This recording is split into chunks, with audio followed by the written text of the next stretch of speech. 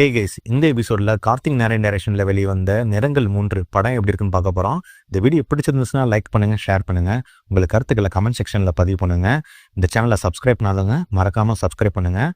வாங்க படம் எப்படி இருக்குன்னு பார்க்கலாம். Just go with the flow. இந்த படத்தோட கதை என்னன்னா, இந்த படத்தோட கதை 3 கதையா சொல்றாங்க. ஒரு கதையில துஷ்யந்த் 12th ஸ்டாண்டர்ட் படிக்கிறாரு. அவரோட பிசிக்ஸரோட மகளவே ஒன் சைடா லவ் பண்றாரு. ஒரு நாள் அந்த பொண்ணு திடீர்னு காணாம போயிடுறாங்க. அதனால அந்த பொண்ணை தேடிட்டு இருக்காரு. கதை அப்படியே கட்டாயி அதர்வா கேட்ட போது அதர்வா ஒரு டைரக்டர் ஆகணும் சான்ஸ் தேடிட்டு இருக்காரு. அவர் ஒரு ட்ரக் அடிட்டு கூட ஒரு நாள் அவரோட ஸ்கிரிப்ட் ஒன்று காணாம போயிருது. அதனால அந்த ஸ்கிரிப்டை தேடிட்டு இருக்காரு. கதை அப்படியே கட்டாயி சரத்குமார் கிட்ட போது சரத்குமார் ஒரு போலீஸ் இன்ஸ்பெக்டரா இருக்காரு. இவர் ஒரு கரப்டட் போலீஸ் ஆபீசர். ஒரு நாள் ஹிட் அண்ட் ரன் கேஸ்ல தெரியாம மினிஸ்டரோட பையன் இவர்கிட்ட மாட்டிக்கிறான். இதுக்கப்புறம் இந்த 3 கதையும் எப்படி ஒண்ணுக்கு ஒண்ணு கனெக்ட் ஆச்சு, அதுக்கப்புறம் அவங்க லைஃப்ல என்னதான் நடந்துச்சு, இதுதான் இந்த படத்தோட கதை.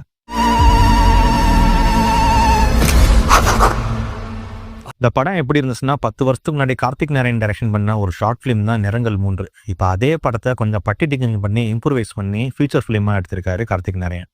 நிறம் 1, 2, 3 சொல்லிட்டு 3 கதையை காட்டுறாரு. அதுல நிறம் 1ல வர கதை மட்டும்தான் கொஞ்சம் த்ரில்லிங்கா இருந்துச்சு. அதரோட ஸ்டோரிலாம் லேக் அடிக்க தான் செய்யுது. ஏன்னா அவர் ட்ரக் அடிச்சுட்டு அவர் பண்ற சேட்டையெல்லாம் ஒரு சில இடத்துல நல்லா இருக்கு, ஒரு சில இடத்துல கொஞ்சம் மிகையா காமிச்சிட்டாங்கன்னு தோணுச்சு.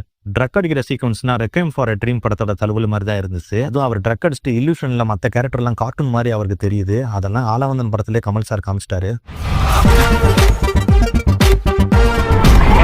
சரத்குமார் ஸ்டோரிலாம் ஈஸியாக ப்ரெடிக்ட் பண்ணுற மாதிரி தான் இருந்துச்சு. ஃபர்ஸ்ட் ஹாஃப் கொஞ்சம் ஓகேவா இருந்தாலும் செகண்ட் ஹாஃப் கொஞ்சம் ஆவரேஜாக தான் போச்சு. அதுவும் படத்தோட ஓப்பனிங்கில் டைட்டில் கார்டு போடும்போது துவாபர யுகம், டெஸ்டினேஷன் பூலோகம், சாப்டர் நேம் பார்த்தீங்கன்னா நைட் ஆஃப் சூரசம்காரம் போடும்போது போச்சுடா மிரட்ட போகிறாங்கன்னு நினச்சி உட்காந்தான். ஆனால் படம் முடிஞ்சு வெளியே வந்ததுக்கப்புறம் இவங்க கொடுத்த பில்டப்புக்கு படம் ஒர்த்தான்னு கேட்டிங்கன்னா இல்லைன்னு தான் சொல்லுவேன். இவங்க படத்தில் 3 கதையெல்லாம் காட்டல, ஒரே கதையை தான் 3 சாப்டரா நான் லீனியராக காமிச்சிருக்காங்க, அவ்வளோதான். ஃபர்ஸ்ட் ஹாஃப்ல இருந்த சுவாரஸ்யம் வழக்கம் போல செகண்ட் ஹாஃப்ல இல்லை. படத்தோட சினிமாட்டோகிராஃபி டிஜோ டோமி பண்ணியிருக்காரு. படம் ஒரு நாள் நடக்கிற கதைனால மினிமம் பட்ஜெட்ல எப்படி எடுக்க முடியுமோ அவ்வளோ சுவாரஸ்யமா எடுத்து வச்சிருக்காங்க. கார்ல இருக்கிற சன் ஃபிலிம் கூட பிங்க் கலர்ல ஓட்டிருக்காங்க. அது ஸ்கிரீன்ல காட்டும்போது நல்லாவே இருந்துச்சு. இந்த படத்துல நிறைய விஎஃப்எக்ஸ் வருது. பர்டிகுலரா ஒரு ஃபைட் சீக்வன்ஸ் ரிவர்ஸ் மோட்ல எடுத்திருக்காங்க. அதெல்லாம் நல்ல முயற்சின்னு சொல்லலாம். படத்தோட மியூசிக் ஜேக்ஸ் பிஜே பண்ணியிருக்காரு. படத்துல ஒரு சாங் வருது, அது சுமாராக தான் இருந்துச்சு. மற்றபடி இவங்க யூஸ் பண்ண ரெட்ரோ சாங்ஸ்லாம் சூப்பரா இருந்துச்சு. இவரோட பிஜிஎமும் நல்லா தான் இருந்துச்சு. ஆமா, இப்போ அந்த பொண்ணை பத்தி நீங்க எதுக்கு விசாரிக்கிறீங்க? எடிட்டிங் ஸ்ரீஜித் சாரங் பண்ணியிருக்காரு. படம் 2 hours ஓடுது. ஃபர்ஸ்ட் ஹாஃப்ல இருந்த சுவாரஸ்யம் செகண்ட் ஹாஃப்ல இல்லைன்னு தான் சொல்லணும். அந்த அளவுக்கு தான் இவரோட கட் இருந்துச்சு. பெர்ஃபார்மன்ஸ் வைஸ் பார்த்தோம்னா அதர்வா, ரகுமான், துஷ்யந்த், அம்மு அபிராமிலாம் அவங்களுக்கு கொடுத்த கேரக்டர் நல்லாவே பண்ணியிருந்தாங்க. பர்டிகுலரா துஷ்யந்த் ஃப்ரெண்டா நடிச்சிருவாரு. காமெடி நல்லாவே பண்ணியிருந்தாரு. சூப்பர் டிலக்ஸ் படத்துல கூட அவர் வருவாரு. சாரி, அவர் பேர் தெரியல, உங்களுக்கு தெரிஞ்சா கமெண்ட் செக்ஷன்ல சொல்லுங்க. படத்தோட ஸ்டேஜிங்ல யாரோட பெர்ஃபார்மன்ஸும் மனசுல நிக்கல, சரத்குமார் கேரக்டர் தவிர. கொடுத்த கேரக்டரை மனுஷன் லெஃப்ட் ஹேண்ட்ல டீல் பண்ணிட்டு போயிடுறாரு. என்ன பிரச்சனைனா அம்மு அபிராமி காணாம போயிட்டாங்க, அதரோட ஸ்கிரிப்ட் தொலைஞ்சு போயிருச்சுன்னா நமக்கு ஒரு ஃபீல் வரவே இல்லை. அந்த அளவுக்கு தான் எழுதியிருக்காங்க.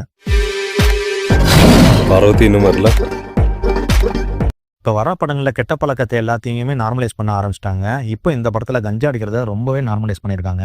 அதுவும் அதர்வா கஞ்சா அடிச்சுட்டு மற்ற கேரக்டர் அவர் பார்க்கும்போது மற்ற கேரக்டர்ஸ் எல்லாமே கார்ட்டூன் மாதிரி தான் இவர் கண்ணுக்கு தெரியுது.